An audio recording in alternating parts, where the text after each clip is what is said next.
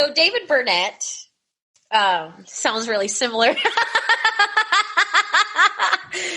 I didn't do it. I didn't. I have sex with that woman. What I miss? The last name that sounds similar to is Barnett, which is why I was nervous about saying it in the presence of my boyfriend, whose last name is Barnett. Oh, yes. So what Davey do? Burnett with the U. Burnett. David Burnett. He was the original judge that tried the case. He spent 18 years denying these boys' appeals. 18 years. He just sat, like he was supposed to run for state senator, and he put off running for state senator so he could continue to sit on this court case and deny Damian Eccles and Jason Baldwin's appeals. Someone should take a snapping turtle to his penis. Can I do it? Get a satanic snapping turtle to go to town on him. If you can find a satanic snapping turtle, I'll let you put it on. I feel like that actually is the most common religion of snapping turtles. So he spent 18 years turning these guys' appeals down. And when he was asked to recuse himself, he refused, and he said that this wouldn't have happened. He should have never let cameras in the courtroom, and this wouldn't have happened. So he knew that it was wrong, but whatever. Yeah. He's also an idiot. He said at some point, so when the prosecution gave in to the court of public opinion. Yes. Above all. So when during the original court case, the prosecution, or not the prosecution, the defense, I think one of Damian's lawyers, is trying to debunk the mail order PhD guy, right? Dale Griffiths, that's his name. He's trying to debunk this guy. And the judge says something along the lines of, I don't like this because really you could have a third grade education and be an expert on something if you have other education that makes you an expert. And I was like, you can have a third grade what? A third grade, huh? And be an expert at what? Like, I was confused. I was really lost. Look Okay. at all those third grade experts down there. So, like, your cat's an expert in snuggles. That's about it. She snuggles him. It's valuable. It's valuable. So in 2007, Warner Spitz, who was on the JonBenet Ramsey case, and Richard Souverin, who helped get Ted Bundy convicted, they are both brought out as experts by Damian's lawyers in the new evidence that they have and the new experts that they have. So these two are high-profile people. Anybody involved in the JonBenet Ramsey case and anybody involved in the Ted Bundy case. You know what I'm saying? Uh-huh. Definitely high-profile people. These guys know what the fuck they're talking about, right? There's no DNA connecting the West Memphis Three to the big crime. TV cases of the century. Literally. Twice. And the knife that they claim was used wasn't even used. Let's talk about that knife for a second. I don't know if you guys have seen the picture, but was it turtle face shaped? No. So the knife, I don't know if you guys have ever seen the picture, but there's these divers holding a survival knife and their diving gear in like this lake, and they're holding this knife, right? And it's awful because the knife went into that lake a year prior to the murders even taking place. Wow. A whole year before. And they know that. They knew that it was in the lake because Jason's mother told them. She was like, listen, my son's innocent. He doesn't even have a knife. The only knife that he ever had, I threw out in the lake because I didn't want my son playing with knives. So the only knife he's ever owned is out in that lake, right? Wow. And it's been out there for a year, so there's no way he could have used it to commit these murders, right? Right. He found that knife. They went out into the water. He used that knife on these children. And then he went swimming for it. And then put it back in there. And so they go into the water. Then a snapping turtle came out with it and be like, you're looking for this. So these divers go into the water and they find, like, they were only in the water for like 15, 20 minutes. They weren't in the water very long at all. They called the press beforehand. They were like, yo, come to this spot, my guy. We got the shit right here. It's going to be good. It's going to be great. Meet us there, right? So the press come and they come out of the water after like 15, 20 minutes of being in the water with a knife. And they hold it up like this and the press gets that picture and they're like, yes, guys, it's the shit. We got it. See what we got? This kills, right? This kills, right? So, yeah, it was just a mess because, like, they had no reason to think that the knife was used. It had been in the fucking water for a year. A year. I feel like this is another good time to bring up that fuck the police. Fuck the police. So, there's three other suspects besides the West Memphis Three. One of them is John Mark Byers. We've already talked about him. I don't think he did it. There's no reason. He had no motive. He loved his son very much. I also found out between recording this episode and the last episode that we recorded that John Mark Byers actually passed away earlier this year in like June, I think, in 2020. And he died in a car crash. So rest in peace, buddy. So he's actually died now. Let me talk about what people think. People think that he was focused on in Paradise Lost 2, and people think that he killed his wife, but there is no evidence that he killed his wife. Yes, his wife died under suspicious circumstances, but John Mark was very cooperative. He took a polygraph. He signed off so that his wife could have an autopsy done because I think he genuinely wanted to know what happened to her. I honestly think she probably died of a broken heart because I don't know how long you can survive after you bury your baby. How did she die? Yeah, how did she die? She was apparently sleeping, and John Mark got out of bed to get some water, and he was like, honey, do you want anything? And she didn't respond. So he shook her, and he was like, hey, do you want anything to drink? And she didn't respond, and instead she started vomiting. So he runs and tells the police, or he runs and tells his neighbor, he's like, look, can you please call an ambulance? I'm going to try to save my wife, but she's puking, and I don't know what's wrong, and I don't want her to die, right? His friend calls an ambulance, and he starts trying to resuscitate his wife and trying to wake her up, and he turns her, I think it said that he turned her on her side so she didn't choke on her own vomit, but I don't know for sure. But there's no evidence that he killed her. What reason do they think that I mean, inconclusive. What trauma could have been done? Her autopsy came back inconclusive. Okay. They have no idea how she died. It's weird. There was drugs in her system, but the drugs were not enough. The drugs in her system were said to not be enough to kill her. But we don't know. She could have OD'd earlier in the day and was just now experiencing the results of it. You know, you don't die immediately when you OD. I think drugs adds quite a bit of a wild card to the situation. And also, the most important part, John Mark has alibis for the night that the boys died. He was always with somebody, and in fact, he called and complained to the police, the sheriff's office the next day, and was like, we have fucking 3 8-year-old boys that are just missing. They're just gone. And you guys aren't helping us look.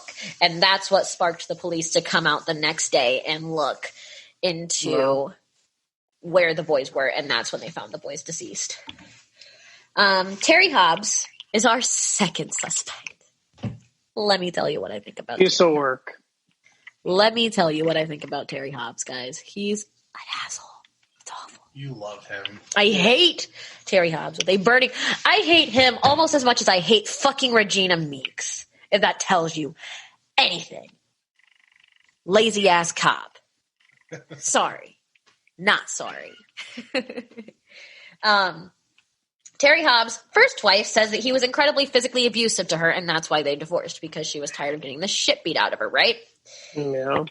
He also left West Memphis for a time, 2 weeks after Stevie died. I don't know about you. You're not even married. Craig, you are married. So I'll ask both of you. If you're, God forbid, something happened to one of your children that you have with your ex-wife, are you going to leave town and leave her to deal with it on her own, Steven? Well, of course. Isn't that what sane people do? Good man.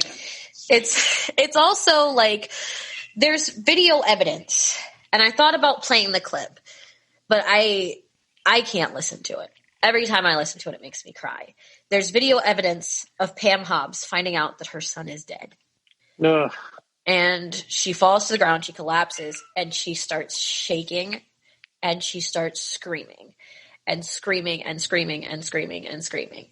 And they pan over to Terry Hobbs, and Terry Hobbs is not holding his wife up, not trying to help. He's sitting on the fucking curb smoking a cigarette. Are you fucking kidding current me? Wife or ex-wife? That was his current wife at the time. Current wife, yeah. When the kid. That was Stevie's mother that Well, yeah, he was married to at the time. They're divorced now, but he literally like fucking sat on a curb and watched his wife break down, have a complete mental break at the news that her son was found dead. Should be evidence number one before we start looking at the weird kid in town that could be a Satanist. Literally. I mean, why don't you tell me, Craig? Why don't you tell me, Craig? If God forbid something happened to your child, would you leave sweet baby angel? Your sweet baby angel, your beautiful sweet baby angel. If God forbid something happened to her, would you leave Sarah to deal with it by herself 2 weeks after this happened? I give her maybe 3 weeks. I give her 3 weeks. No, Thanks, of course not. Of course not.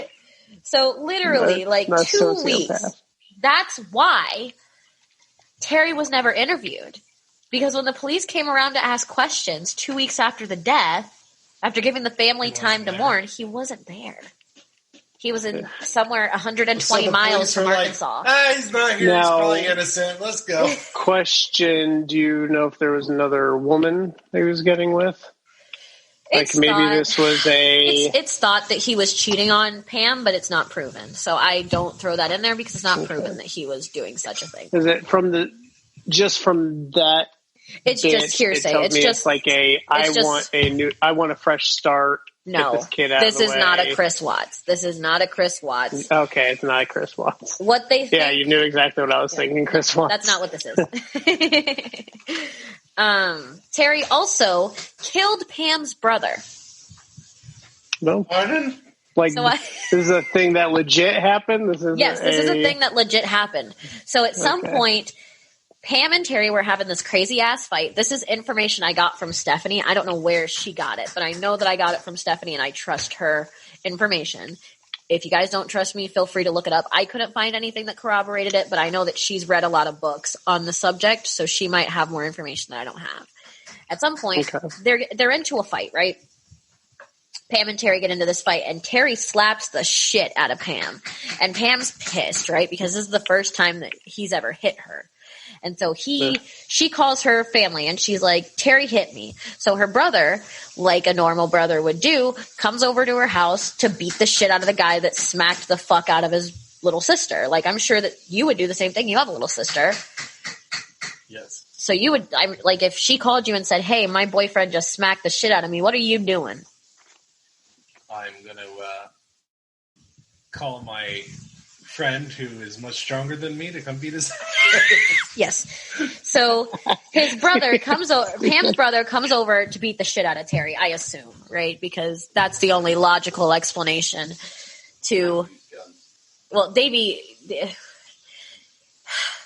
he should have brought a gun because this guy brought his fist to a gunfight. Terry shot him. Terry shot Pam's brother in the stomach. And when then Pam's brother survived. He got off on... He survived. Oh, he survived.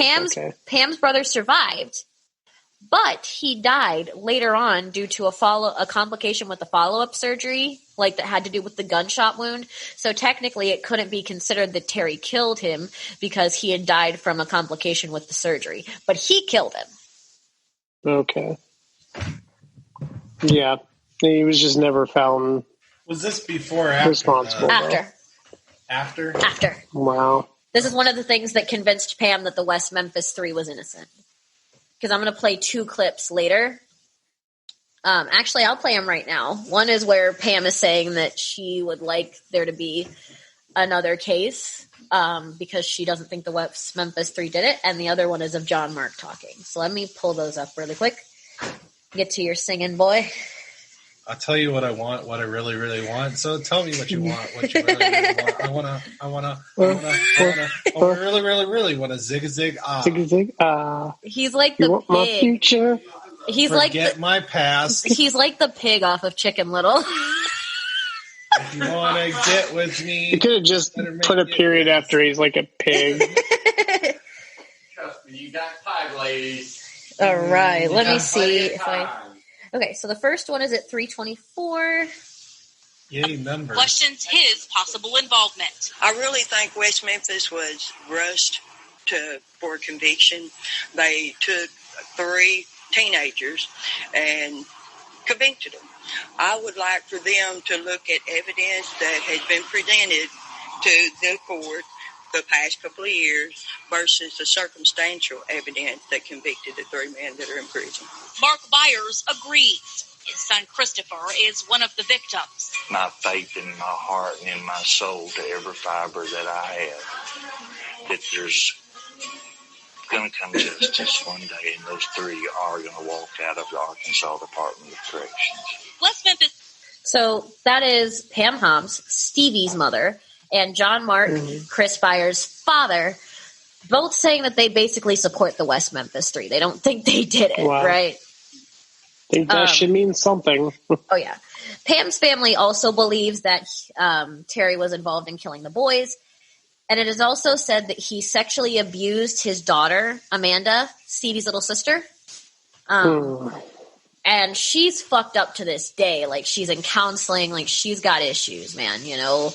She's trying to separate real memories with her brother from ones that her brain created because she was only 4 when he died, right? 4 or 5. So she's trying to work through it. And then she also claims that her father sexually assaulted her for a long time. He is also the last one seen with the boys.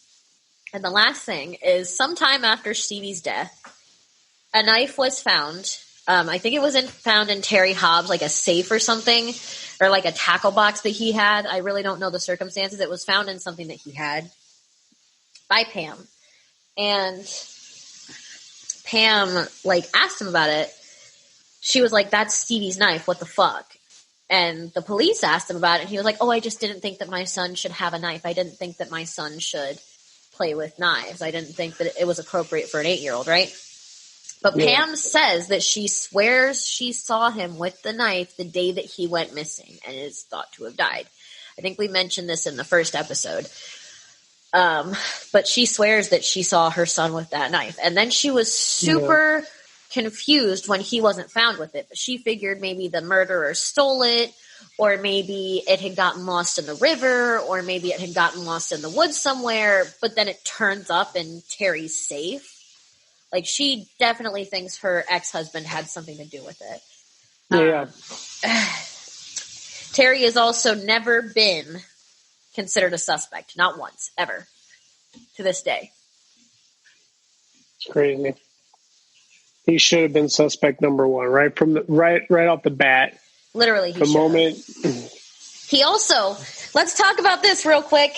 He broke into his neighbor's apartment years before he was ever married, like when he was a young man. He broke into his neighbor's apartment and groped her while she was taking a bath. Jeez. He just broke in and she was taking a bath. Real swell guy. And he just sociopath. started groping her, and she's like, what the fuck are you doing? And she starts screaming, and he runs out of the apartment. And there's proof of this one. There's a police report that you can find about Terry Hobbs breaking into his neighbor's apartment and groping her. Disgusting. But let's go after the guys who like rock. Metallica, literally. Have you guys seen the color of these kids' shirts? It's black. Ah, no. They're black. My God. I like Oreos. That is not a funny joke. Thank you very much. Especially when you're extra confused about. All right. Thank you. Let's also talk about one more thing. Terry Hobbs never cleaned. This is coming from Pam's sister, right? Terry Hobbs never cleaned. He was one of those old-timey guys that believed there was men's work and women's work, and he didn't do women's work. And he didn't clean, right? How come then on May 6th, the day that Stevie was found dead, he was cleaning and doing laundry and cleaning Stevie's bedroom with bleach and taking clothes out of the dresser drawers that were already clean to put them through the laundry. Well, because I've got a theory on that. He murdered children. Yes, he murdered children. No, okay. No. It's definitely. I was just making sure we were on the same page. No. Pam also believes that Terry was very jealous of the attention that she gave to her son, which is warped, completely fucked. Yeah. It's like there's you also, treat this child like he's a child. Oh, God. There's also somebody claims, it's hearsay. I got this from Stephanie's video. I don't know what and where she got it from. It could be hearsay. It could not be real. I don't know. But there is a rumor that Terry told his mother that Pam doesn't give me as much attention as she gives Stevie. Like, it was a complaint that he made to his mother. Like, are you serious? Like, what kind of man says, you have a child and you're not giving him as much attention as he gives me? I'm jealous. Like, what? I could tell you historically, the men I could give you as examples would be men that have killed children. Children, yes. So as you can see, Terry didn't like Stevie, right? Didn't like Stevie. It's also known, like it's common knowledge, that every alibi that Terry has ever given the police has been proven, like disproven by the people that he uses to corroborate. Like David Jacoby, he claimed that Regina Meeks was his alibi. He claimed that there was another guy that was his alibi, and all three of these people were like, I don't know what this guy's talking about. I didn't see him that night. I didn't talk to him that night. Or I went out in the woods and looked, but he was not fucking with me. Like, he went home. Like, every single person that he's used as an alibi has been like, no. But they arrest the guys that are wearing black shirts. Yes. Yes, they did. At this time is when the boys decide to take an Alfred plea. It's brought up by Damien's defense team.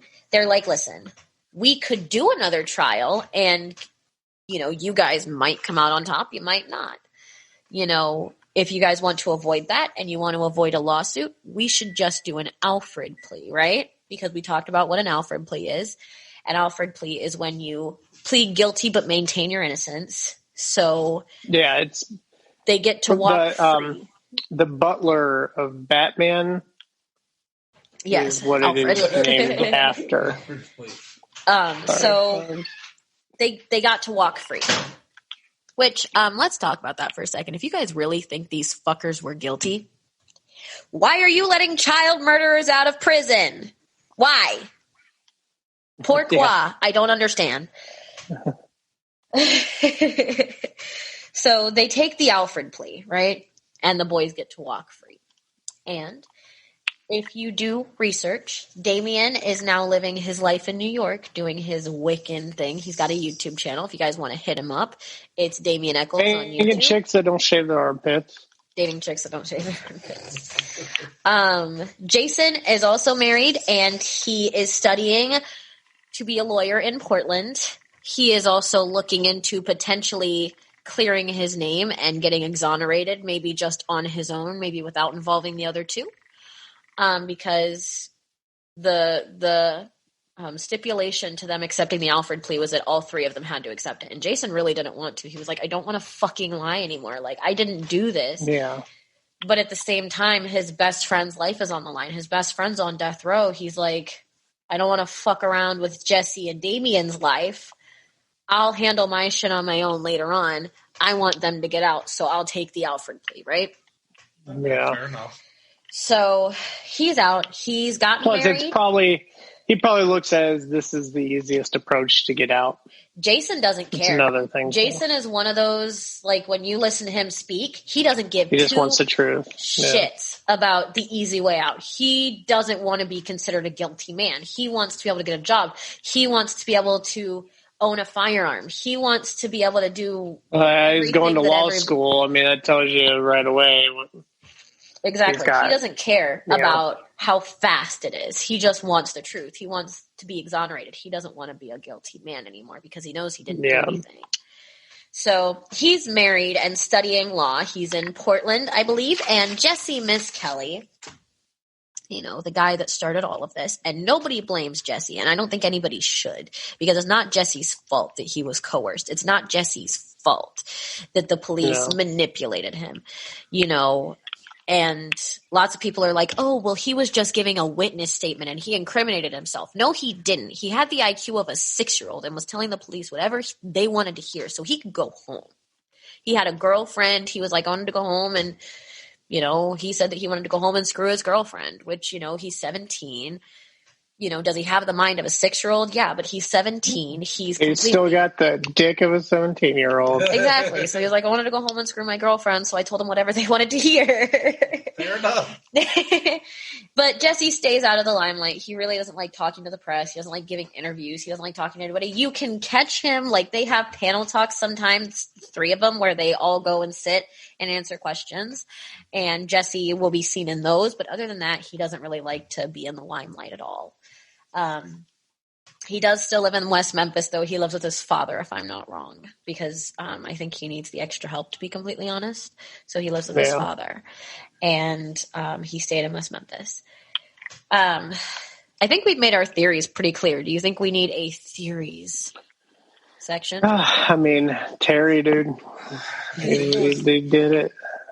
I think it was the snapping turtle. Terry and that turtle teamed up together. Terry and the turtle. It was the Satanist turtle that did it. Honest to God, I really think that Terry did it. I think that Terry killed Stevie in a fit of rage. I think that Terry got pissed off because he wasn't home when he was supposed to be home. And I'm assuming with the other 2 boys just simply because they were there. Exactly. So he beat the shit out of his son, and I think he beat the shit out of his son or his stepson so bad that Stevie died or was unresponsive. And so he thought that Stevie had died. And so he either stripped all their clothes off or found them when they were naked swimming in the river. So let's assume that they weren't naked. He strips all their clothes off, takes the laces out of their shoes, and ties them up. And ties them up and throws them in the water to make it look like some kind of gruesome murder when it really wasn't. Yeah. I think probably that all of the tying up look like it could have been sexual. Exactly. Trying to make it look like a pervert or a Satanist did it. Literally. Because, the only kid that died before he was put into the water was Chris. And Chris was the smallest of the boys. So it's not crazy to believe that, the same level of beating that he put Stevie and Michael through killed Chris, because Chris was the smallest out of all of them. Yeah. He was a little boy. And so, he beats the shit out of these 3 boys. Chris dies. The other 2 are unconscious. He throws them in the water thinking that they're dead. They drown. And then they're found dead the next day. Because there's definitely the most reasonable theory to me. There's also a rumor, just so everybody knows, I can't remember where I heard it, but there's a rumor that Terry Hobbs supposedly found the bodies before the police did, but he didn't say anything because he didn't want to be considered a suspect. So he found the bodies of his dead stepson and 2 other boys and just, I don't want to be considered a suspect, so I'm just not going to say anything. How in the fuck did the police not? He definitely knew where they were. Literally. He was the first. I think she's more speaking on the books that he found them first, because on the books, the guy didn't do a single thing. If you guys would like to get more information, you guys can watch the Stephanie Harlow videos that I kind of use to supplement my own research. You guys can watch all 3 of the Paradise Lost documentaries. They are on Amazon Video. I think they're $2.99 a piece to rent for 2 days, and that's definitely enough time to get through them. In fact, also Steven on HBO, aren't they? Yeah, they're also on HBO. Yeah. And I think that Steven and I are actually going to watch them because he hasn't seen them because he didn't want to watch anything getting into the case. I go in blind for these. So look into Stephanie Harlow's video about the West Memphis Three.